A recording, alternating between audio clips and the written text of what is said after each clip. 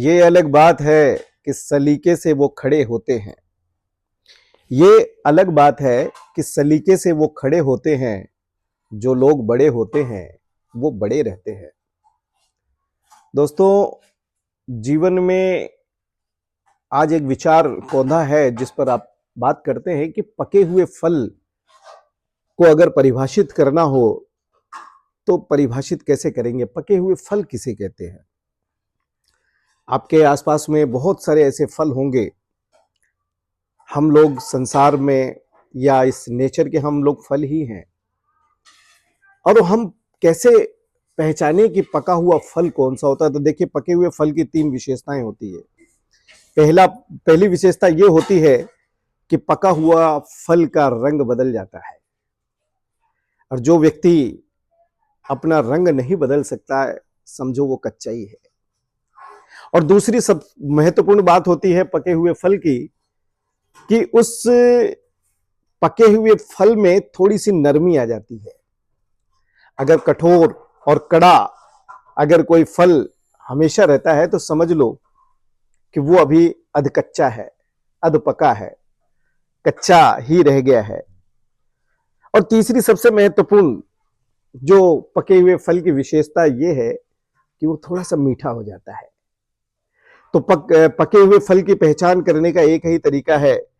आप ये समझ लें कि अगर फल का रंग बदला हुआ है, थोड़ा सा रंग बदल गया है, तो समझो पका है। और वो थोड़ा नरम हो गया है तो समझो पका है। और अगर मीठा हो गया है तो समझ लो पका है।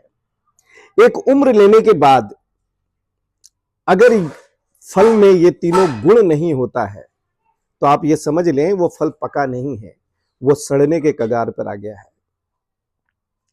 और पके हुए फलों को ये खास हिदायत है कि वो सड़े हुए फलों का संग तुरंत छोड़ दे। अन्यथा होगा क्या कि वो जो पका हुआ फल है वो सड़े हुए फलों की संगत में आकर बहुत जल्दी सड़ जाएगा। इतनी सी बात है।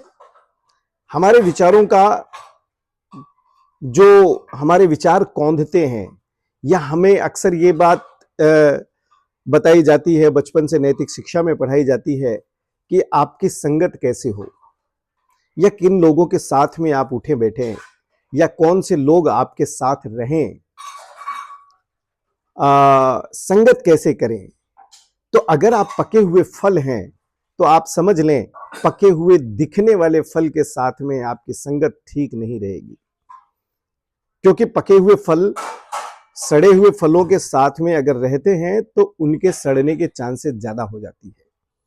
बहुत जल्दी आपको यह निर्णय लेना चाहिए कि वो वहां से आप अपनी विचारधाराओं को हटा दें, उनको हाथ जोड़कर निकल जाएं।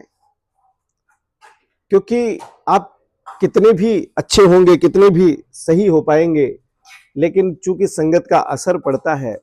हमारे राजस्थानी में कहावत है कि खरबूजा ने देख खरबूजो रंग बदले। अर्थात खरबूजे को देख के खरबूजे का रंग बदलने का अभिप्राय इतना सा है कि संगत का असर तो पड़ता है, संगत का असर तो होता ही है। और समय और परिस्थिति के अनुरूप आपको उनमें ढलना भी चाहिए। मैं सिर्फ इतनी सी ही बात कहूंगा कि जो वक्त की आंधियों से खबरदार नहीं है, जो वक्त की आंधियों से खबरदार नहीं है, वो कुछ और होगा, कलमकार नहीं है। वंदे मातरम।